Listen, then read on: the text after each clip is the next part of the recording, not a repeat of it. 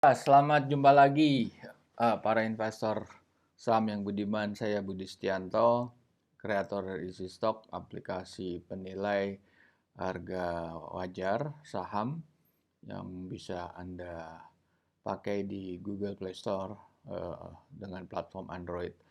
Hari ini kita jumpa lagi membahas saham yang akan IPO di bulan ini, yaitu Nanotech Indonesia Global atau kodenya adalah nano.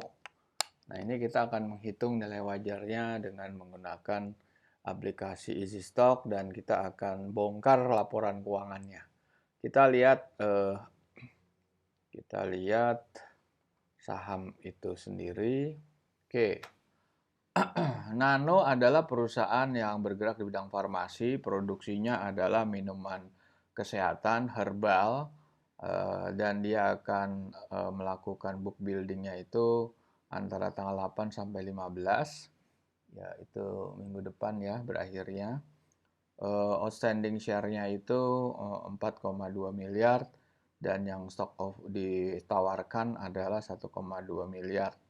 Jadi kira-kira ada 30%. Ya, 30% yang akan dimiliki oleh publik.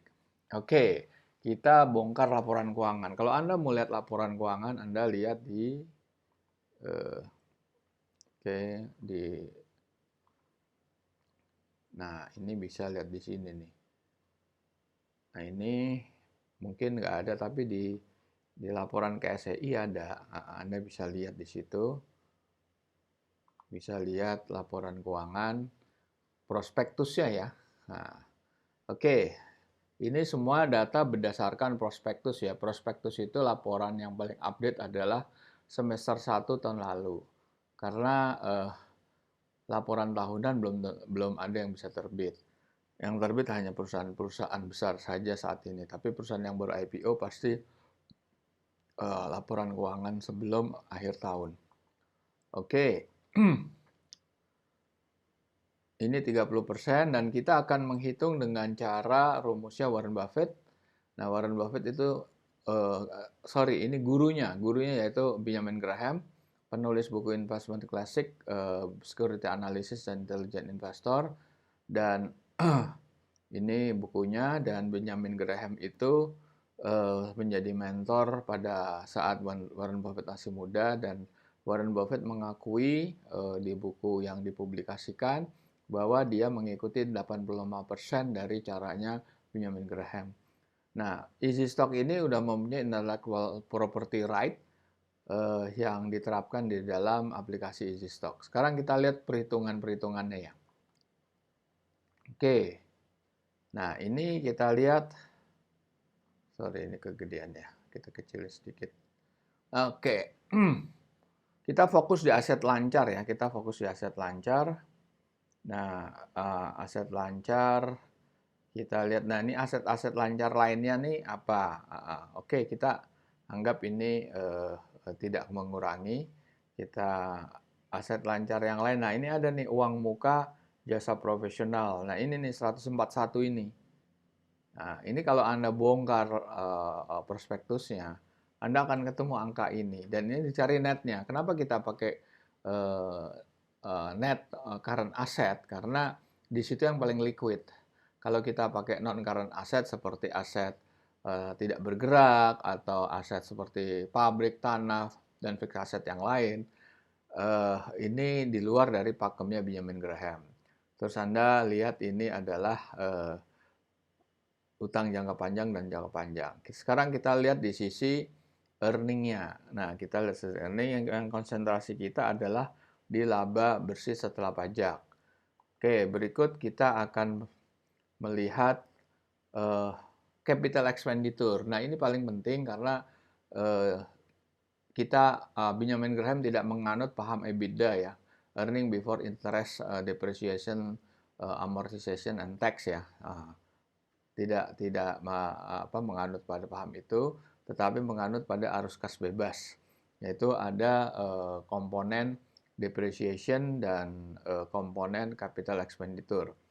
Dan ini juga ada arus kasnya jelas ya di sini, perolehan akuta tetap nih capital expenditure-nya. Nah, kalau masih 6 bulan, yaitu 2021, kita harus setahunkan ini. Kita asumsikan menjadi 12 bulan. Nah, ini ada rincian umur hutang, tapi karena ini nggak ada, berarti tidak ada yang nunggak kan di sini, kita abaikan. Nah, accumulated depreciation itu juga kita harus setahunkan. Oke, sekarang kita eh, lihat rumusnya. Rumusnya seperti ini. Yang kita akan peroleh adalah sisi earning adalah free cash flow, arus kas bebas, dan sisi balance sheet ada net working capital dan surplus defisit neraca. Kedua komponen ini kita sinergikan dengan mendiskonverterkan melalui government bond yield. Government bond yield Anda bisa lihat di CNBC, Bloomberg, itu tiap hari berubah. Lantas kita proyeksikan 10 tahun mendatang dan diterapkan margin of safety, yaitu adalah analisa risikonya Benjamin Graham. Sehingga kita ketemu dua nilai tertinggi dan terendah. Oke, untuk menghitung, nah ini kalau Anda melihat, nah, oke kita lihat dulu ya. Di sini kita lihat, sorry, pasti begini ya. Kalau Anda download akan gini. Eh, Ini kalau Anda masuk True Value IPO itu ada di paling bawah itu eh, menu yang untuk menghitung perusahaan-perusahaan yang akan IPO, private company yang akan listed ya. Oke, kita lihat slide berikutnya. Di slide berikutnya adalah untuk masuk menggunakan easy stock dengan perhitungan True Value IPO, Anda memang harus member di sini. Selebihnya ada free. Nah, forecast atau feature untuk membership adalah forecast simulator, best stock selection, dan True Value IPO. Ini saya mau running video ya tentang sekelumit daripada easy stock. Kita lihat setelah Anda download dari Google Play Store, tampilannya seperti ini. Seperti ini ada 4 bendera, Indonesia, Malaysia, Singapura, dan Thailand. Tapi yang baru on hanya Indonesia. Anda klik, ini semua saham ada 766 dan itu free of charge semuanya. Sekarang kita masuk ke premium feature ya. Tapi cek dulu lah, kita cek dulu misalnya ya. Misalnya saham UNTR. Oke, United Tractor.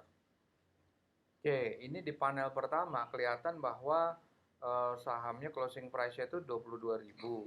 Sedangkan nilai wajar yang terendah aja 54.000. Jadi 2 kali lipat ya masih upside-nya. Oke. Kita buka panelnya. Ini laporan keuangan terakhir ya, Q3 2021.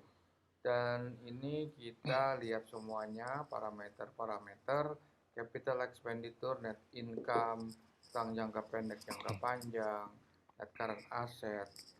Oke, kita lihat semuanya ya, market cap-nya berapa, return on equity-nya 11,61, marginnya tinggi 14%, gross margin juga hampir 24%.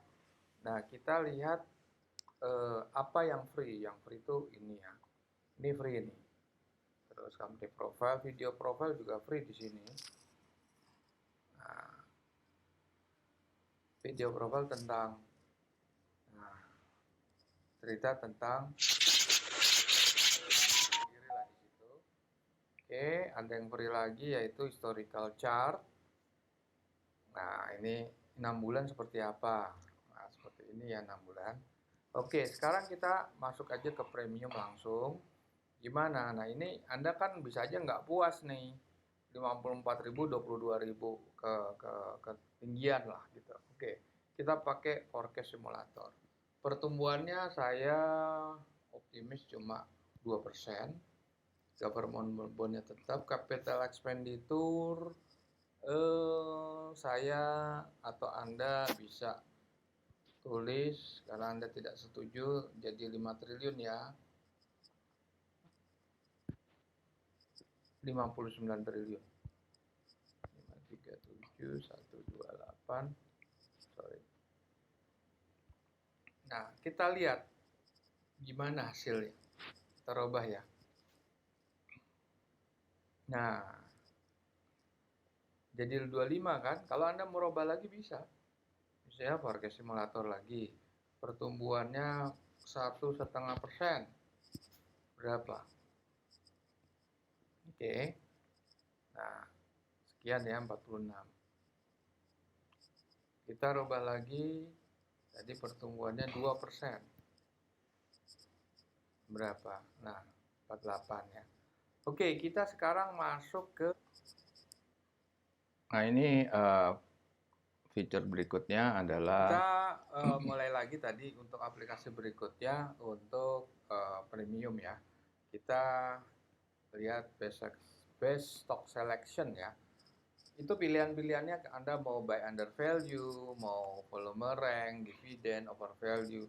Kita pilih under value ya, under value, dan ini banyak rasio-rasio yang Anda bisa pilih.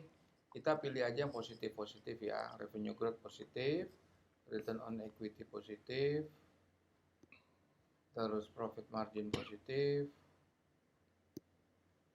gross marginnya tentunya juga pasti positif, return on assetnya juga saya mau positif aja. Saya mau 1 juta lembar perdagangannya. Saya pilih perusahaan finance, oke. Sektornya bank, oke. Very big bank, oke. Apply filter. Nah, BMRI, BNI. Nah, oke. Sekarang kita mau pakai properti, oke. Apply properti, misalnya properti dan real estate. Oke, subsektornya juga developer, all aja lah ya, all. Oke, apply filter. Nah, inilah yang keluar. Kita juga bisa pilih misalnya mining. Oke, kita pilih coal concession, coal mining ya. Oke, subsektor Anda bisa pilih sebetulnya. Nah, ini. Oke, sekarang kita ngitung ya. Ngitung, sorry, kita bukan ini dulu. Kita hitung nano, sorry, nano ya. Kita hitung nano. Oke.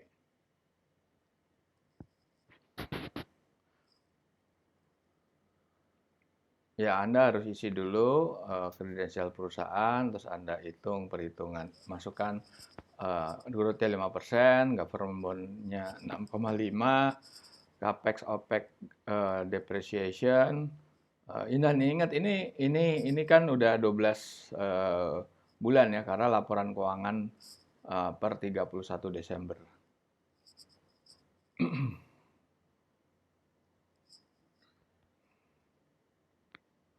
Anda isi semuanya. Settlement date-nya Anda isi saham yang beredar. Terus Anda isi net current asset. Nah, berapa hasilnya? Kita lihat hasilnya ya. Untuk Desember tahun lalu, tahun 2020. Wah, nilainya kecil sekali, cuma 25 ya.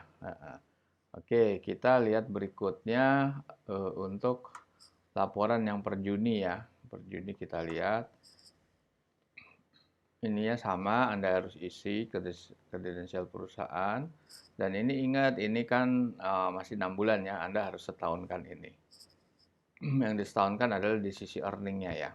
Anda isi pertumbuhan, government bond, capex, opex, depreciation, nah itu harus disetahunkan, net income juga harus disetahunkan. Nah, sisi balance sheet tidak perlu disetahunkan. Neraca juga tidak perlu disetahunkan.